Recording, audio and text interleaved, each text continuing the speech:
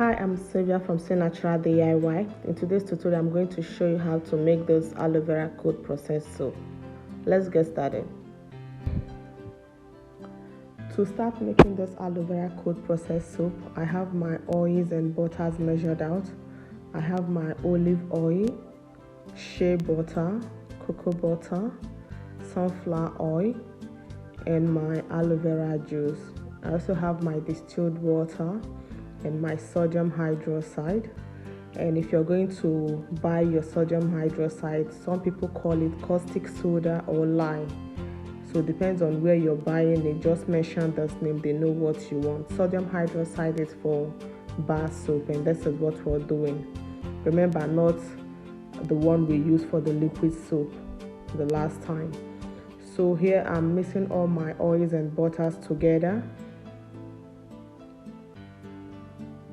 Remember, this is cold process, so I'm not heating it up. I'm going to use my stick blender. I'm going to blend my oils and butters together. And to mention, when you're making a soap, when you're making any type of soap, the ingredients and the oils and butters used determine the effectiveness. It determines the results you get from that particular soap.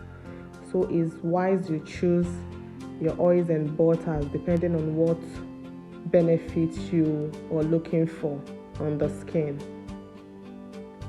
So for this particular soap, I'm making it for face actually, but you can also use it on your skin.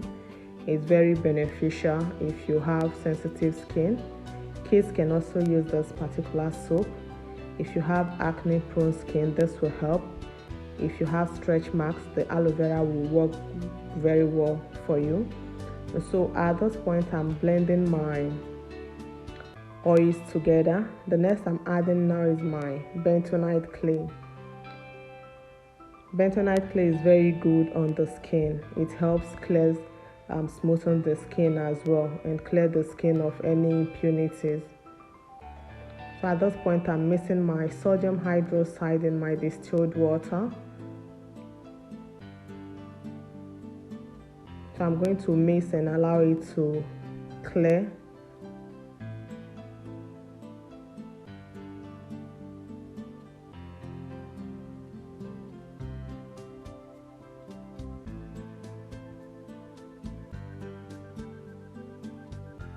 At this point, I'm adding my matcha green tea. It's very good on the skin. If you don't have this, you can also use green tea powder for this. I added this instead of adding a color to this soup. I added the green tea, the matcha powder, so that it will give the skin the benefits it has as well to this soup. You can skip this if you want, but it will be nice you add it if you're making this recipe. Then the next I added is my aloe vera juice, my aloe vera gel rather. Below this video, I'm going to drop the link on how to make this aloe vera gel at home. So after adding my aloe vera gel, the next I'm adding is my sodium hydroxide, the mixture. Then I'm going to blend well with my stick blender.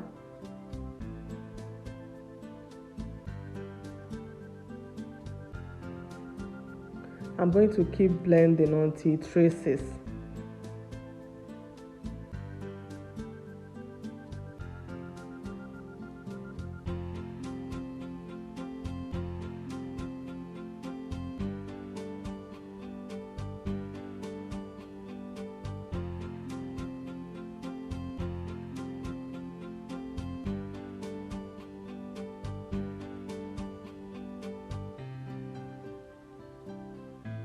At this point, I'm going to add my fragrance. I'm using essential oils. If you don't have this, you can use fragrance oil as well.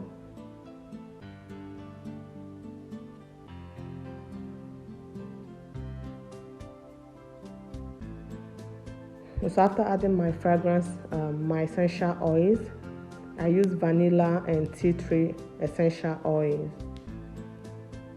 After adding it, my essential oils, I'm now pouring it into my silicone soap mold.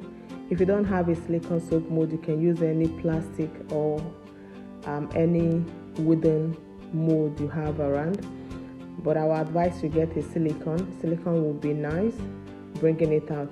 So for this particular soap, it takes 48 hours to harden up for you to bring it out from the silicone mold. But if you don't want it to take that long, you can add your sodium lactic to it, which I'm not adding at this point. So this is the soap after 48 hours. Remember, I didn't add the sodium lactic to this. If I did, it would be very hard. You will not see any trace of it. But the more it stays, the more it hardens up. So I'm going to leave this to cure for 6 weeks before using it. So guys, this is the finished result. If you enjoyed this video, don't forget to give a thumbs up, share my videos and like them. Please, I would love to read your comments. Use the comment section. You can also follow me on my Facebook. I have a Facebook group, Instagram page. If you have any question, please contact me on my social media handles. Thank you so much and see you in my next video. Bye.